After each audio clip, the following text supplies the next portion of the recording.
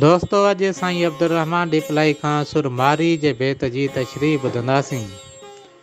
उहो बेत जंहिं बेत में सोणे लतीफ़ साईं क़ुरान शरीफ़ जे 9 सूरतुनि जा नाला ॾिना आहिनि। उन बेत खे ॿुधण सां मालूम थींदो त हज़रत शाह अब्दुल लतीफ़ भिटाई खे क़ुरान पाक जे सूरतुनि ऐं हदीसुनि जे मफ़हूम ऐं माना जी भलीअ भत परूड़ ऐं सही इस्तेमाल जे हुनर में खेनि कमाल हासिल हो। फातह बकर सूमरा वतन वेढ़ी चन नहल हिजर बनी इसराइल ई पंध पहारन सजदा अहज़ाब सबा मंझई रूम रहन नेई अॾिया अमन में पखा पहारन मूंखे मंझातन प्यालो लतीफ़ चए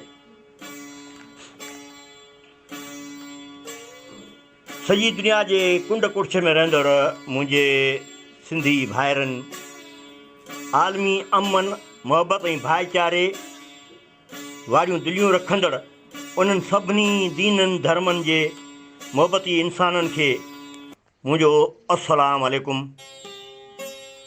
दोस्तो, हज़रत शाह लतीफ़ भिटाई हिकु अज़ीम शाइर, हिकु आलिम ऐं सूफ़ी इंसान हुआ।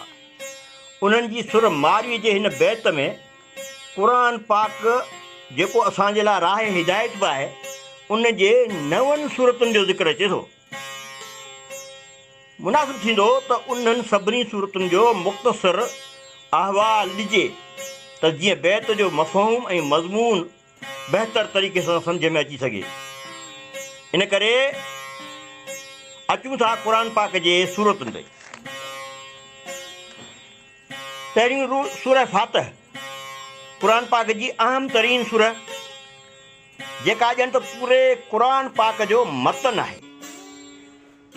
इन करे हिन खे उमुल क़ुरान बि चयो वियो आहे। नमाज़ जे हर रकत में हिन सूरह जो पढ़णु लाज़मी आहे। हीअ दुआ बि आहे ऐं सिधे रस्ते ते हलण जी ऐं क़यामत जे ॾींहं जे यकीन जी तलक़ीन।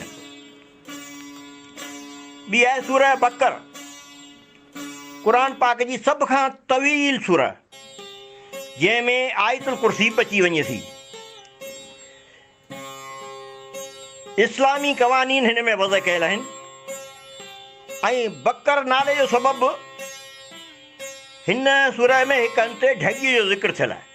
तंहिं करे अरबी में ढॻीअ खे बकर चइबो आहे ऐं हू उनजो नालो सूरह जो इन करे शायदि आयो हुए। टियों आहे सूरह नहल, क़ुरान पाक जी सूरह नंबर 16, लफ़्ज़ी माना माखी जी मख। मज़मून ख़ासि आहे तौहीद, इंसान ते अलाह ताला तरफ़ां कयल नेमतुनि जो ज़िक्र, तकबर करण जो बुरो अंजाम, क़यामत जे ॾींहं जो ज़िक्र, क़ुरान जे पढ़ण सां शैतान जो भॼण ऐं औरतुनि जे एहतराम जो ज़िक्र आहे हिन आयत में सूरह में। सूरह हज़र क़ुरान पाक जी सूरह नंबर 15, मरकज़ी मज़मून तौहीद ऐं इब्लीस जे शैतान बणजण जो वाक़ियो बयानु थियल आहे। 5 आहे बनी इसराइल, हिन सूरह में हीअ सूरह नंबर 17 आहे ऐं क़ौम बनी इसराइल बाबति हिन में अहवाल आहे। तुज़किये नफ़्स लाइ निमाज़ जो लाज़िम पढ़ण जो हुकुम आहे। 6 आहे सूरह सजदा, हीअ सूरह नंबर 32 आहे।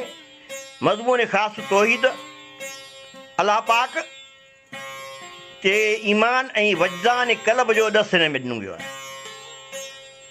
7 सूरह अहज़ाब आहे, हीअ सूरह नंबर 33। अल्लाह जे इबादत जंग अहज़ाब जंहिंमें अरबनि जे कसीर तइदाद वारनि क़बीलनि इस्लाम जे ख़िलाफ़ जंग कई, हमिलो कयो ऐं फ़तह मुस्लमाननि जे हिसे में आई। सूरह सबा 8 नंबर जेको सूरह आहे सूरह सबा, सूरह सबा जंहिंमें हिन जो जंहिंजी हाकिमियत यमन जे इलाइक़े में हुई, इहा क़ौम पंहिंजे बदआमालियुनि सबबु तबाह थी वई। ऐं क़ुर पाक जी ही सूरह नंबर 34 आहे। हाणे सूरह नंबर 9 जेका आख़िरी हिन बैत में आहे सा, ही सूरह नंबर 30 आहे क़ुर पाक जे हिसाब सां, जंहिंमें इहा पेशगोई थियल आई त कैसर रूम शाह फारिस ईरान, जंहिंजो लक़ब पंहिंजो हो कसरा हो, उनखे शिकस्त ॾींदो। कैसर रूम जेका पोइ पूरी बि थी। ऐं हिन में इहा बि हिदायत आहे त फ़साद ऐं शर खे हमेशह शिकस्त मिलंदी।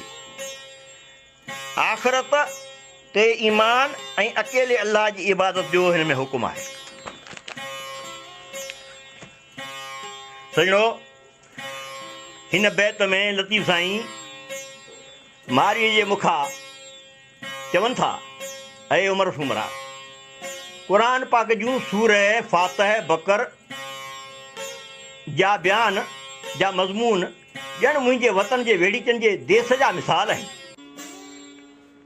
सूरह नहल, हजर ऐं बनी इसराइल उन्हनि जे रोज़ जे पंध जी पचार आहे। ॼण त जेको पंधु हू पंहिंजे चौपाए माल खे चारण में ऐं ज़िंदगी गुज़ारण जा वसीला हासिल करण में गुज़ारीनि था।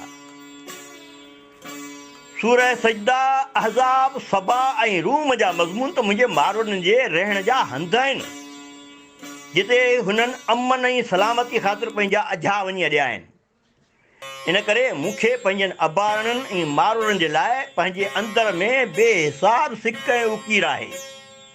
पर अफ़सोस, तो हाकिम थी करे बि मूंखे नाजाइज़ तौर ते क़ैद करे ज़ंजीरनि में विझी पंहिंजे इंसाफ़ जे अमल खां रूगर्दानी कई आहे, जेका हाकिमनि जो शेवो नाहे। जे लतीफ़ जी ॿोली।